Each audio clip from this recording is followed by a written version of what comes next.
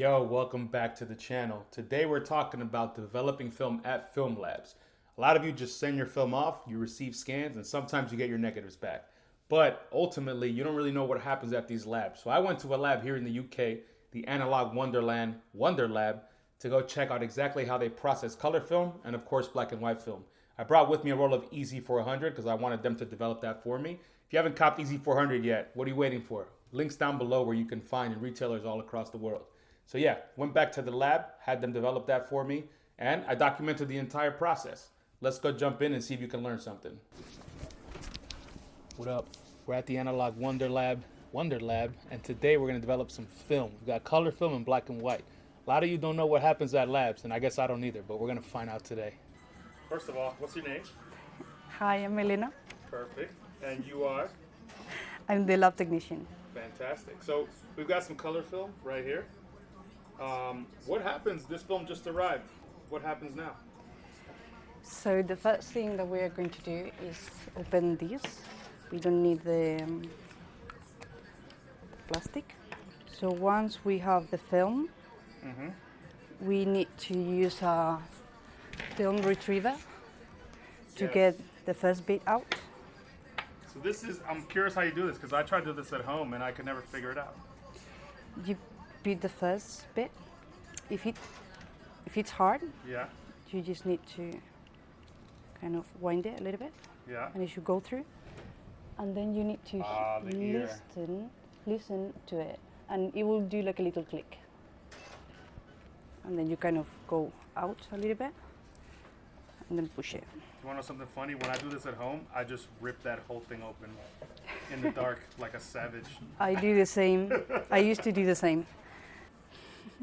Normally we will write like the order number here, Yeah. and then just like Ipsy.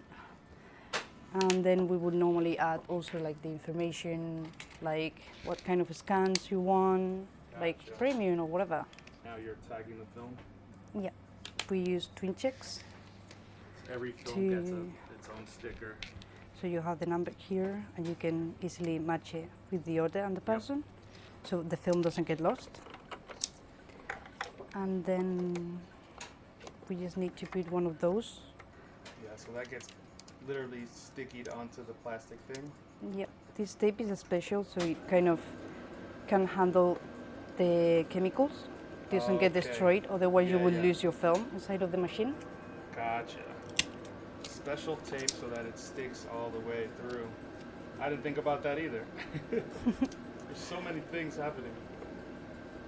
So this Yes. plastic sheet thing, this is what'll be pulled through the entire machine? Yes, the machine has like a mechanism in the middle Yeah, that kind of grabs. yeah. That So you as need that to gets pulled secure through, it. the film gets pulled out of the canister. Yep. Makes And then a total blade, sense. we will cut the film. Yeah. So we will keep the canister on the third side of the machine.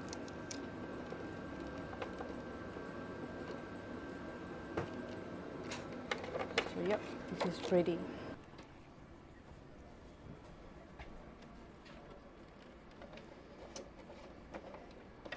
Just feeding the film in there. Bye-bye.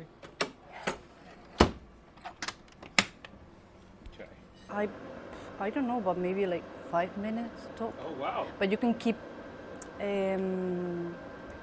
feeding the machine. Yeah. But like those rolls will take 5 minutes to go through the whole process. Yeah, something like that. It's not that long. Wow, It's not that's long at amazing. all. So for 120 film, the process is similar, right? Yeah.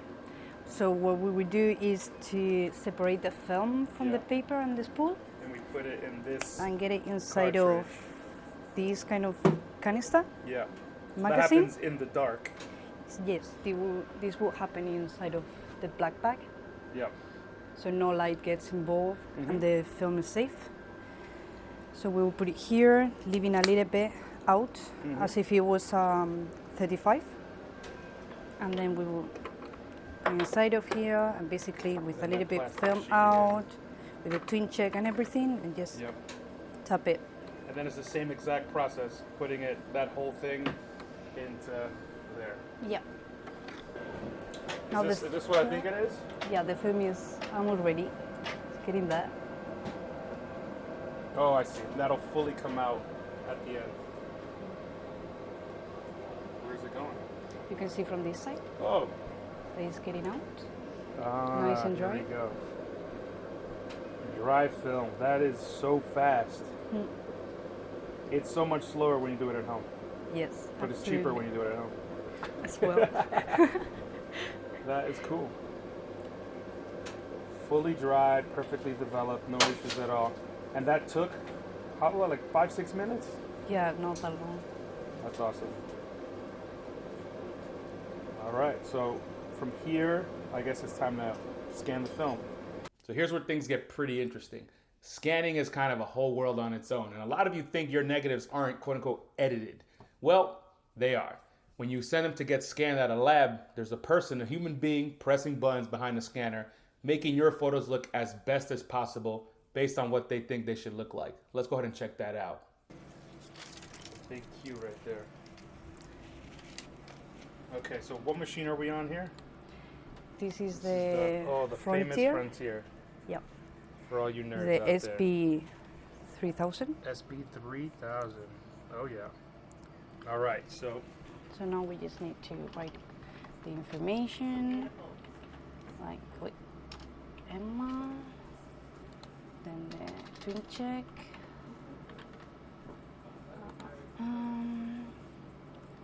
and then we can say this is color, and maybe we are doing standard, and we just put it through.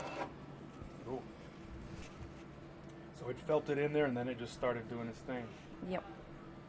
It says So it's performing the dark correction. I guess it's like calibrating itself. Yep. How fast is this gonna go? Is it gonna like fly through there? Yeah. Oh wow! Normally would be just the first one, because the first frame, because Oh, it's you cut. have to tell it where it is. Yeah, normally it does it automatically, but when it's cut, Mm-hmm. you need to show the machine. Jeez, that is flying. Well, right now it's just just going to show you a preview, Yeah, yeah.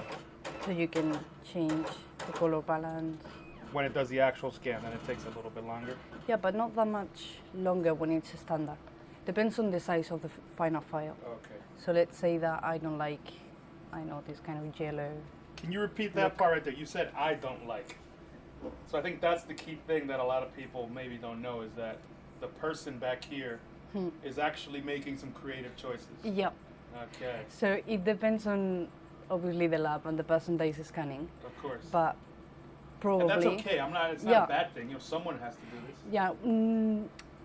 So normally we don't edit that much anyway, but if there's like a strong green cast or a strong blue cast, normally you want to kind of make it milder, Sure. so you can change it a little bit to something, so you see the difference here. It's still a little bit yellow, it's still warm, Yeah, yeah. but it's not as yellow. Gotcha. Maybe you don't like it. This keyboard is designed exactly for this purpose. Yeah, it will be like darker, lighter. So there is still a few decisions. Obviously, we try to stay like as close to the look that the film should have. Sure, sure. So we are not going to make a film that is meant to be called warm Yeah, yeah. or the other way. So it's you just have compensating. Going So quite now this fast, is as you see. feeding back out in like kind of reverse order. But this is when it's actually taking the full scan. Yeah. You see how fast that is? It's as if there was a camera in there. Taking a little snapshot. Film from the same client. So you were telling me this computer is very old. Yeah, the scanner is Scanner very old. Yeah. So we need to use a really old computer as well. Yeah. So this is like Windows 2000, I think. And it's connected to this computer. So there's a separate computer here. Yeah, And that's the, I guess really that's old. the tower right there. Yeah, this will be the, And the hard drive. So now we need to write it. So Yeah. that is basically saving it in the hard drive, Yeah. so we can get the file in our computers to clean the dust, Yep. to send it to the client, on the customer. So we just need to go and save it on customer scans, and we have a little animation. Windows 2000. This is amazing. So the process for black and white is different, right? It is indeed. It is indeed quite Are there different. machines involved? There's one machine. One machine. Yeah, one All right, machine. let's go. Come on in. So this guy here, where the color processor, because color is all the same settings really, you don't have to change timings and everything. You don't have to need to change times. Exactly. But this fella here, it's all about like customizing whatever you can do. It's really useful for doing stuff like E6 as well, and other random color processes. But yeah, it's a fully programmable automatic machine. All you have to do is put your chemicals in these tubs at the start. So I'm not going to do the whole thing because we don't have much time. Right here. So yeah, these you've got 6 available thingies here. So right now we're running with Xtol, which we usually use on a 1:1 ratio. Then we've got some stop bath with hardener in, and we use a Bellini FX100 fixer. Got a big wall of stuff that tells you what times for what films, because black and white films all have different development times. Exactly. Which is like one of the main differences, which makes it more complicated. What we do is first we load the film in one of these. So if you've got one film, if it's just one film that needs doing, you use a 1. But we've got ones for 2 or 1 medium format. We've got ones for 5, 35mm, or it's always fun when you can max out what you can fit in here, because technically you can fit 6 medium format rolls. 120s in here. Someone shot the same roll sometimes, then you can do that. This guy here, they can all go in at once. So which this is beautiful. is the ideal customer. Yes. Someone who shoots the same film. Yeah. You can do them all at once. Yeah. We get lots of HP5. Lots of I HP5. respect that. Once you've loaded it in here, which you do in the dark, obviously. And this is the Jobo system, which is slightly different to Patterson, because obviously Patterson is, if you're doing it by hand, inverting. But this thing, what this machine does, come on down. What this machine does is you put this fella in here, and then once you turn it on, it rolls it back and forth. So it sort of half fills it with chemistry, so that what's in the bottom is what's getting It's very covered. efficient. Yeah. That's the beep to say it's ready, but we're not doing it. Okay. So yeah, what you do, you put that in there, and then you put your chemicals in. Beep, boop, boop, boop, boop. Different sizes have different chemicals, different amounts of chemicals that you need. But the main thing of of this one is how you can customize it. So this little panel here, you've got your presets for all sorts of things, like E6 plus 1 plus 2, whatever. Anything you could possibly want to do, you can do it with this.